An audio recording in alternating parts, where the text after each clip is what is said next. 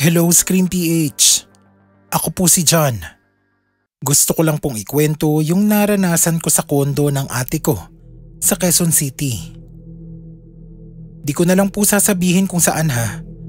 Gusto ko din pong panatilihing anonymous yung lugar na pinangyarihan nito. Usually po, kapag wala akong masyadong ginagawa, dumadalaw talaga ako sa kondo ng ate ko. Gustong gusto ko kasing gumagala doon kasi malapit sa lahat ng pasyalan. Sa Bulacan pa din po kasi ako nakatira kasama ng mga magulang namin. Kaya kapag wala akong ginagawa o wala akong pasok sa eskwela, doon ako nakatambay kay ate.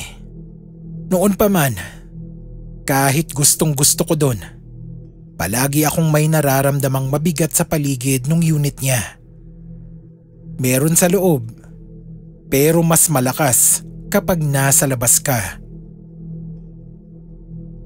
Siguro dahil din sa halos wala kang makitang mga tao sa labas at sa haba ng mga pasilyo, parang makakaramdam ka na parang kinakain ka ng inaapakan mo. Isa pa, sobrang taas na din kasi ng unit, kaya siguro nakakadagdag na din yun sa hilo ko matapos sumakay ng elevator. Pero yun na nga, nung araw na yun, may event daw kasi sila ate sa office nila. At napagdesisyon na nilang magkakaopisina na magrenta ng staycation na unit para malapit dun sa venue, para makapag after party pa sila. So ending nun, nung nando na ako sa kondo ni ate, ako lang pala mag-isa ang matutulog dun na first time kong ma-experience. Kasi kapag nandoon naman ako, lagi ko namang kasama si ate. Kung maiiwan man ako mag-isa, umaga. Pagkatapos ng trabaho niya, uuwi na siya. Binigyan niya lang ako ng pera noon para kung tinatamad daw akong magluto, magpa-deliver na lang ako. Okay na okay yun sa akin. Kasi una, tamad ako. At pangalawa, hindi ako marunong magluto. Umalis na nun si ate. At ako naman nag-iisip na kung ano ang mga papanoorin kong pelikula. Mga bandang 10:00 ng gabi, nakaramdam na ako ng gutom. Nagtingin-tingin ako online ng mga pwede kong orderan. At nung nakakita na ako ng gusto ko, in-order ko na. Kadalasan naman kasi, si ate ang umu-order o bumibili ng pagkain namin. Bibili na siya bago pa siya umakyat. Kaya ang nasa isip ko nun, baka naman umaakyat sila sa unit kapag umu-order. Noon ko lang naman nalaman na kailangan ko palang salubungin yung delivery rider sa baba para makuha yung order ko. So yun na nga. Siguro mga 15 minutos ang nakaraan. Nagulat na lang ako nang biglang may kumatok sa pinto. Excited ako noon kasi ang nasa isip ko, ang bilis talaga umorder kapag nandito sa Maynila. Ilang minuto lang, nandyan na agad. Ngunit sa gulat ko, pagbukas ko ng pinto, walang tao sa labas. Hindi naman ako nag-isip ng kakaiba kaya isinara ko na lang ulit yung pinto at bumalik na sa panonood. Maya-maya, may kumatok na naman. At ganun ulit. Walang tao. Nung mga oras na yon, tinignan ko na yung telepono ko para i-check kung nando na ba yung delivery rider sa condo building. At yun nga, nandoon na. Hindi ko lang alam noon kung kakarating lang ba niya o kanina pa kasi noon ko lang tinignan yung telepono ko. Siguro mga 30 minutos na yung nakakaraan. Tumawag sa akin yung rider at sinabing nando na daw siya sa lobby at hindi daw siya pwedeng pumasok. Kailangan ko daw bumaba. Agad akong bumaba at kinuha yung pagkain at dali-daling sumakay ng elevator para bumalik sa unit ni ate. Bago pa man ako lumiko sa kanto ng floor papunta sa unit, nakakarinig ako ng 2 bata na tila ba naglalaro dun sa lilikuan ko. Lagpas 10:00 na ng gabi noon at sa isip ko, 10 oras na ng gabi pero may naglalaro pa. Pagliko ko sa kanto ng hallway namin, nakakita ako ng 2 batang babae na nakabistida ng puti na nakatayo sa tapat ng pinto ng unit ni ate. Naghahagik-gikan ng mga ito na akmang kakatok sa pinto. Napasinghap ako sa gulat at napatingin naman sa akin ang 2 bata bago mawala ang mga ito na parang alabok. Sobrang speechless ako noon. Kahit wala na yung mga bata sa pinto, hindi pa din ako makakilo sa kinatatayuan ko. Hanggang may narinig akong bumulong sa tenga ko at sinabing, "Tumakbo ka na." Doon ako parang sinampal at nagising. Halos magkandahulog yung mga dala ko sa pagbubukas ng pinto habang naririnig ko ang hagik-gika ng mga batang ito. Napaglaruan talaga ako nung gabing yun. Pero dahil nasa loob naman ako ng unit, medyo ligtas ang pakiramdam ko. Medyo relihiyoso kasi si ate, kaya may maliit siyang altar doon at feeling ko naman, isa yun sa pumoprotekta sa unit. Hindi na din talaga ako nakatulog nung gabi na yun at hinintay ko na lang makarating si ate na dumating nung tanghali kinabukasan. Kinuwento ko sa kanya ang lahat ng nangyari at natatawa-tawa siyang ikinuwento sa akin. Nakalat daw sa mga residente yung kwentong ganyan, kaya hinahayaan na lang nila. Mapaglaro daw talaga ang mga kaluluwang ito, ngunit hindi naman daw mapanakit. Masasanay ka na lang daw. Mabuti na nga lang at hindi nakakapasok ang mga kaluluwang ito sa mga unit, kasi kung oo, hindi ko na alam ang gagawin ko nung gabi na yon.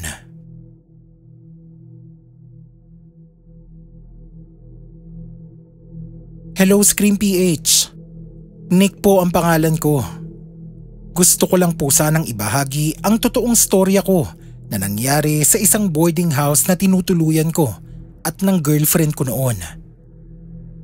Sisimulan ko na sa pagsabing medyo may kalumaan na yung boarding house na yon. Sa pagkakatanda ko, ipinamana pa ng mga magulang ng may-ari yung bahay. Ipinamana raw yun sa 2 nilang anak.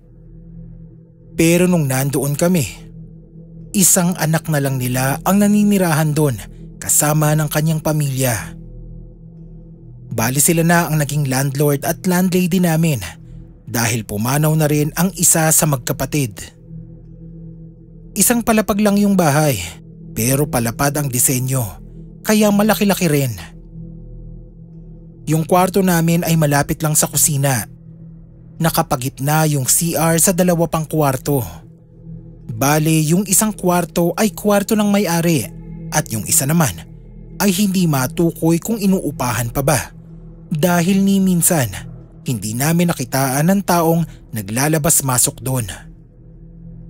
Magda2 buwan na kaming nakaupa sa boarding house na yon nang may napansin kaming kakaiba ng girlfriend ko.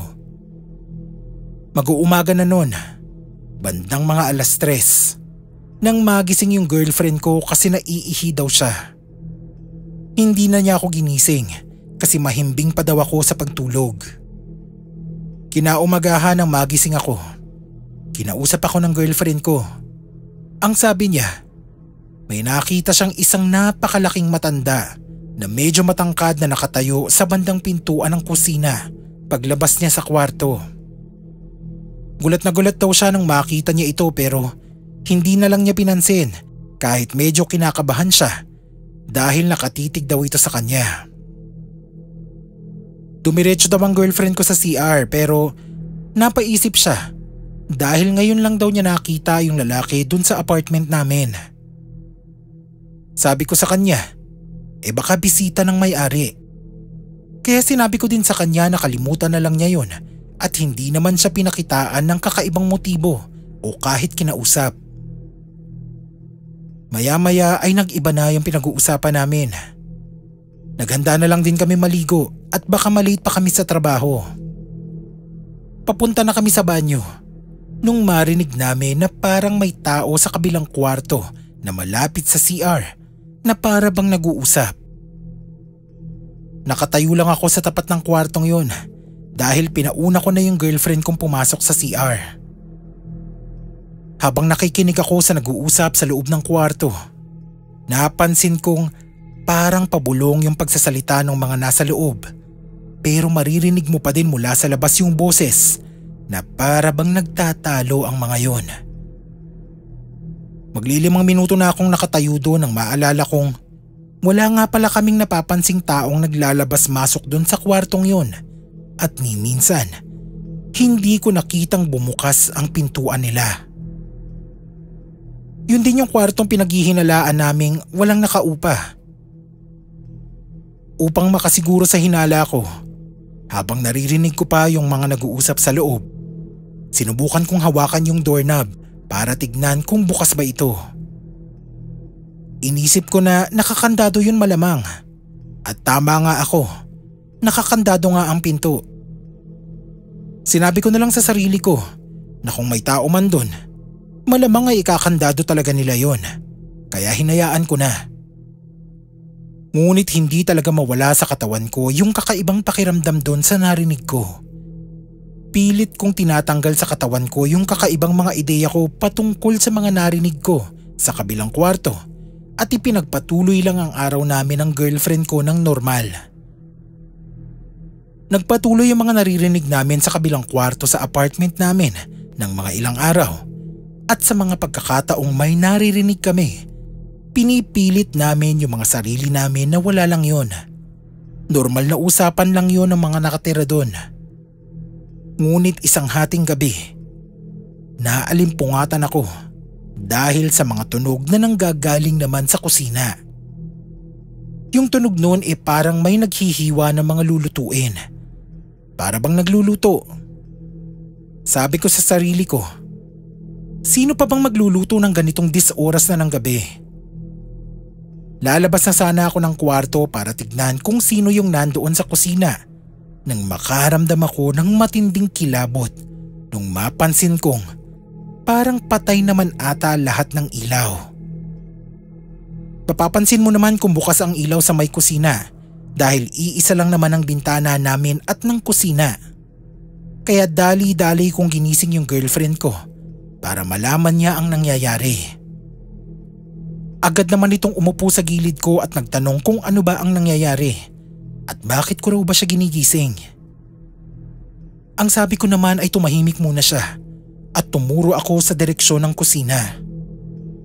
Nakiramdam siya at napansin din niya ang ingay na nagmumula sa labas. Nanlaki ang mga mata niya dahil alam niyang walang ilaw sa labas. Tumayo kaming dalawang magkahawak ang kamay at pumuwesto sa gilid ng bintana. Dahan-dahan ko itong binuksan para masilip namin kung ano man ang meron sa kusina. Nakagawa kami ng kaunting siwang doon at mula sa sinag ng buwan mula sa nakabukas na bintana sa kabilang bahagi ng kusina ay nakita namin ang isang matandang babaeng napakahaba ng buhok na nakatagilid sa amin. Hindi pa namin ito nakikita sa bahay, kaya nagtaka kami dahil bakit gabi na ito nagluluto at hindi pa binubuksan ng ilaw. Maya-maya pa, bigla itong tumigil sa kanyang ginagawa at biglang napalingon sa amin. Kaya't sa pagkabigla ko ay agad kong naisara ang bintana. Napasapo kami sa aming dibdib at dali-dali kaming bumalik sa higaan. Halos nanginginig na sa takot yung girlfriend ko, kaya niyakap ko na lang siya para maibsan yung nararamdaman niya. Kinabukasan noon ay kinausap ko na yung landlord namin. Sakto naman, nandun siya sa tapat ng kabilang kwarto. Nagulat na lang ako nang makita na wala pala talagang nakatira doon dahil ginagawa na pala nila itong tambaka ng lumang gamit. Pasimula pa lang ako sa pagsasalita nang magulat ako nang biglang sumingit ng pagtatanong yung girlfriend ko mula sa likod. Tinuturo niya sa landlord namin yung nakita niyang litrato sa isang picture frame sa loob ng kwarto. Agad naman itong nilingon ng landlord namin at sinabing yun daw ang mga magulang niya na nasa litrato. Mga 9 na taon na rin daw noong pumanaw ang dalawa. Nauna raw ang kanyang ama at sumunod naman daw ang kanyang ina na nagkasakit dahil sa sobrang katandaan. Gulat na gulat kami sa nakitang mga litrato dahil sa buhok pa lang ng matandang babae sa litrato, kahawig na kahawig nito yung nagluluto sa kusina na nakita namin nung madaling araw. Kahit takang-taka yung landlord namin sa reaksyon namin ng girlfriend ko, hindi kami nagsalita ng kahit ano tungkol sa naranasan at magalang na lang na nagpaalam sa landlord namin. Nag-usap talaga kami ng masinsinan noon kasi sabi ng girlfriend ko na hindi na daw niya kakayanin pa na makaranas ng ganon. Agad naming kinausap yung iba naming kaopisina at kaibigan kung saan kami pwedeng makitulog muna habang naghahanap ng malilipatan. Mabuti na nga lang at may umampon muna sa amin ng ilang araw hanggang sa makakita kami ng mauupahan malapit sa opisina. Grabe talaga yung mga pangyayaring yun na kahit ako na hindi naman talaga matatakutin sa mga ganitong bagay ay hindi din makatiis sa mga nangyari. Mabuti na nga lang at wala ng mga ganitong multo sa bago naming apartment.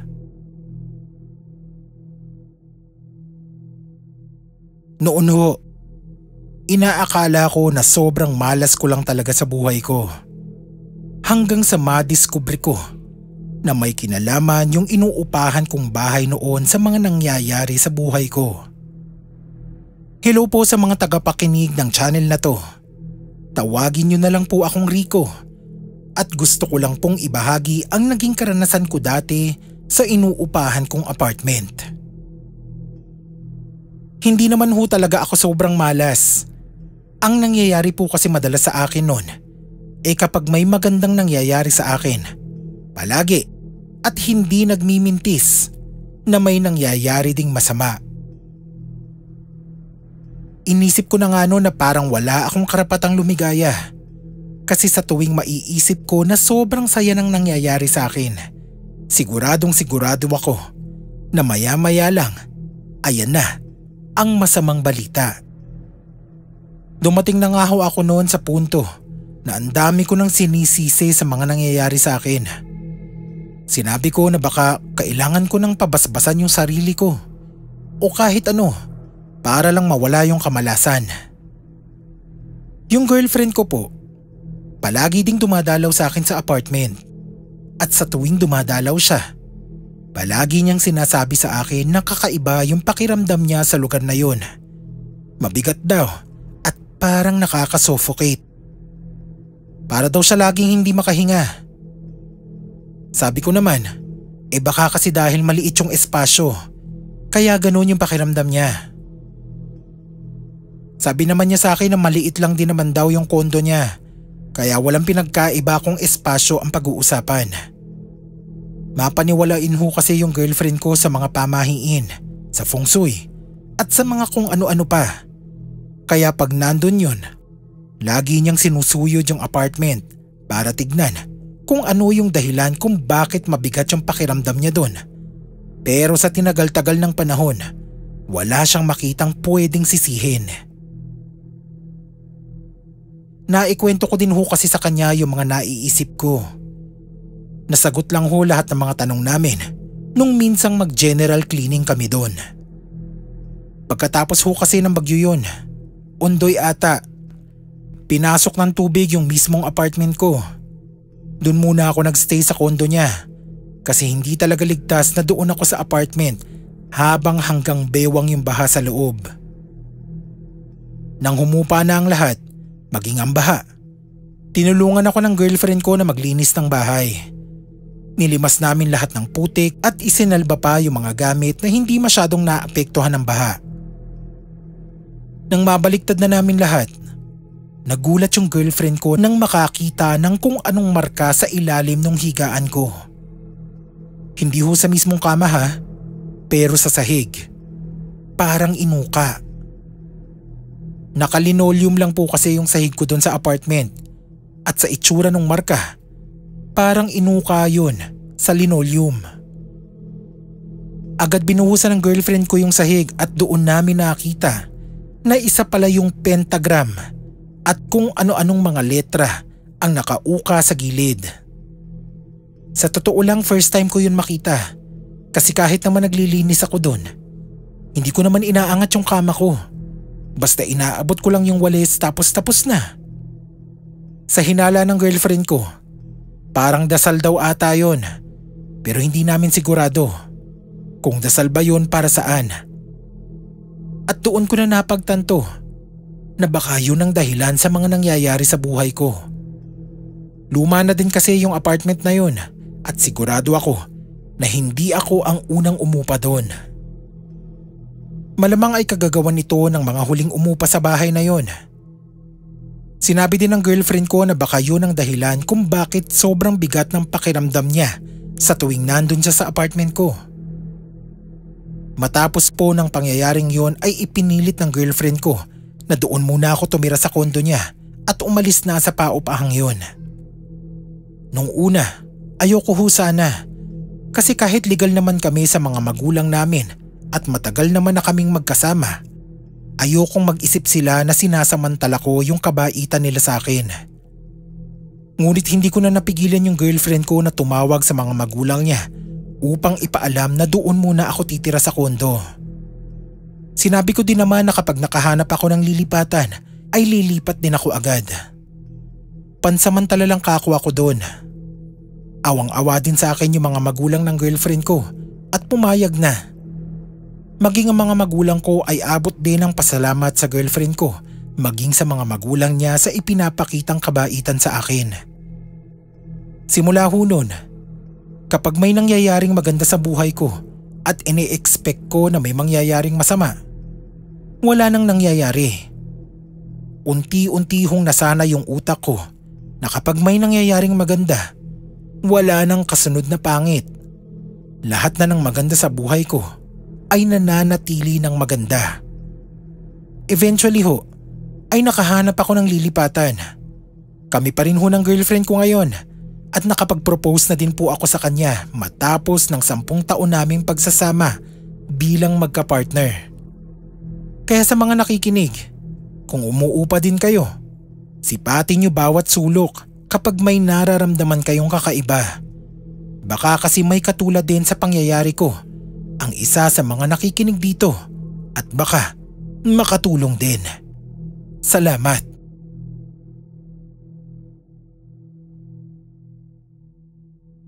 Hello Scream PH. Angela po ang name ko. Pero you guys can call me Angel. Share ko lang po yung experience namin doon sa kumakalat dati na demonic cross o demonic rosary. Hindi ho kasi sinasadya ng kapatid ko na makabili. And out of all places, sa labas ng Quiapo pa siya nakakuha nito. Nalalapit po kasi yung board exam niya noon at syempre bilang tulong na doon, kasama nung pagre-review niya, nagbisita iglesia po sila ng mga kaklase niya at isa sa mga pinuntahan nila ay ang Quiapo Church. Paglabas daw nila doon, may lumapit sa kanya na matanda na nagbebenta ng mga rosaryo. Dala na lang din siguro ng awa niya doon sa matanda, bumili daw siya ng isa. Hindi na niya yun tinignan at agad nang ipinasok sa bag niya. Habang nagre-review kasi sila dito sa Maynila, umupa sila ng mga kaklase niya ng isang apartment malapit lang sa review center. Para nga naman hindi na sila babiyahe kapag may review at isa pa, mas relaxed yung katawan nila sa araw-araw na gawain nilang magkakabatch. Doon daw sa apartment nila, naglagay daw sila ng maliit na altar. Siyempre kasama na din daw na papalakasin din nila ang pananampalataya nila bilang tulong na lang din sa pagpasa nila sa board exam. Ang unang instinct ng kapatid ko, iisabit yung nabiling rosaryo dun sa altar. Araw-araw silang nagdedebosyon doon sa altar nila hanggang sa makapag-board exam. Ngunit iisa sila ng sinasabi ng mga kasama niya. Laging may kakaibang pakiramdam kapag tatapat sila doon sa altar na yon. Meron daw doon na isang pangyayari na habang nagdadasal daw sila, ay bigla na lang namatay lahat ng kandila kahit wala namang malakas na hangin o electric fan na nakatutok.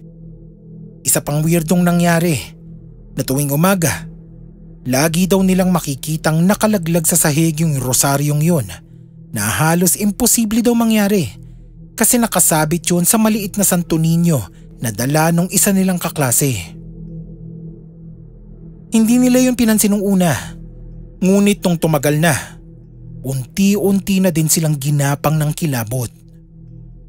Nung magkaroon sila ng break sa review, umuwi muna sa amin yung kapatid ko at doon na pumutok yung balita tungkol sa demonic rosary. Kung matatandaan nyo na nabalita pa yun sa TV. Nang makabalik daw siya sa inuupahan nila, una niyang tinignan ay yung rosaryong nabili niya. Nag-search siya agad sa phone niya at sa YouTube kung tutugma ba yung description. At yun nga, tugmang-tugma sa description ng demonic rosary yung nabili niya. Tinawag niya agad yung mga kasama niya at ipinakita ang nadiskubre. Gulat na gulat silang lahat at doon nila napagdugtong-dugtong lahat ng pangyayari. Kaya siguro kapag nagdadasal sila may kung anong puwersa ang pumipigil sa ginagawa nilang debosyon. Isa pa, maging yun dalang santo nung kasama nila, iwinawaksi din yung rosaryong yun. Hindi nagdalawang isip yung kapatid ko na itapon yung rosaryong yun. Matapos noon ay naging mapayapa naman ang lahat. Actually, bumili pa ulit siya ng rosaryo pero sinigurado na niyang tama ang bibili niya. Awa naman ng Diyos ay nakapasa ang kapatid ko sa board exam, maging ang mga kasama niya dun sa paupahan. Ngunit isa tong pangyayaring ito sa mga karanasang hinding-hindi namin makakalimutan.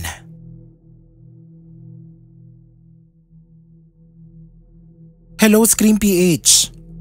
Alden na lang ho ang itawag niyo sa akin. 28 years old na po ako at nangungupahan dito lang malapit sa Santa Mesa.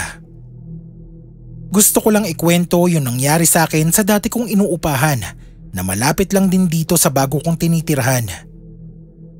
Hindi ko alam kung paano ko i-explain yung itsura ng dati kong apartment. Pero nasa looban kasi yung apartment na yon. Para siyang eskinita.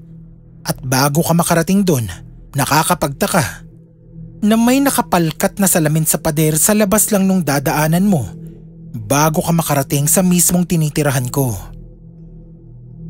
Wala naman talaga yung salamin kasi una, kahit anong oras naman, marami pa ding tao sa labas at pangalawa, wala naman talagang pake yung mga tao dun sa salamin na yon. Hindi mo naman makikita ng maayos yung sarili mo kasi malabo na rin yon at madumi pa. Ngunit ang kwento-kwento dun sa lugar namin, tuwing madaling araw daw, may nakikita daw silang multo ng isang babae na laging nananalamin dun sa daanang yon. Hindi ko yun pinaniwalaan at itinuring lang na kwentong barbero. Kasi yung totoo, sinong maniniwala sa ganong kwento? At maging ako, ni minsan, hindi ko nakita yung multo na yun kahit minsan madaling araw na akong umuuwi. Lalo na kapag galing sa inuman session. Ngunit nung minsan, nagkasakit ako noon. Pero syempre, wala namang pakialam ang mga bayarin ko kahit may sakit ako. Pumasok pa din ako sa trabaho. Napagalitan pa nga ako nung araw na yon at pinauwi ng maaga dahil nga baka makahawa pa ako. Pero ako itong pasaway. Nung medyo gumaan yung pakiramdam ko nung araw na yon, imbis na umuwi, dumiretso ako sa inuman. Alam ko hong mali yun, pero gumanda na kasi yung pakiramdam ko noon at nakainom na ako ng gamot. Mag-aalas 2 na siguro ng madaling araw nang makauwi ako sa amin. Dala ng lagnat at pagkalasing. Habang naglalakad ako at palapit na sa salaming malapit dun sa inuupahan ko, may naaninag akong puting figura na nakaharap dito. Habang papalapit ako, unti-unti kong naaaninag na isa pala itong babae na nakaharap sa salamin at sinusuklay ang buhok. At dahil nga masikip lang yung dinadaanan papasok sa apartment ko, hindi ako makadaan kasi nga nakaharang yung babae. Sinabi ko dun sa babae na excuse me at makikiraan, ngunit hindi talaga siya kumikilos. Nakailang ulit ako noon pero wala talagang tinag yung babae. Kaya naisip ko na tapikin ko na siya. Pero nagulat na lang ako nang dumikit yung kamay ko sa balikat niya. Muntik pa akong matumba kasi bigla na lang akong tumagos dun sa katawan ng babae. Nang maiayos ko na yung tayo ko, nagulat ako kasi nakaharap na sa akin yung babae at doon ko nakita ng malapitan yung mukha niya. Puting-puti yung mga mata niya at putlang-putla yung tuyot na tuyot niyang mukha. Tulala ako sa nakikita ko, ngunit ang nagpatakbo talaga sa akin ng mabilis at nagpawala ng sakit at kalasingan ko ay nung hawiin niya yung buhok niya. Sabay ngiti sa akin, nakitang-kita ko yung maiitim niyang ngipin. Kumaripas talaga ako ng takbo noon na halos masira ako na yung pinto ng apartment ko. Mabuti na nga lang at hindi ako hinabol ng multong yun habang binubuksan ko yung pinto. Nagkulong ako doon ng magdamag at nung mga sumunod na araw ay idinaan ko na lang sa pagpapagaling. Nang maging maayos na yung pakiramdam ko, naghanap na din ako ng lilipatan dahil sa takot sa nakita ko nung araw na yon. Mabuti na nga lang at wala nang ganong mga pangyayari sa nilipatan ko. Ngunit hindi talaga mabura yung imahe ng babaeng yun sa utak ko. Magpasa hanggang ngayon.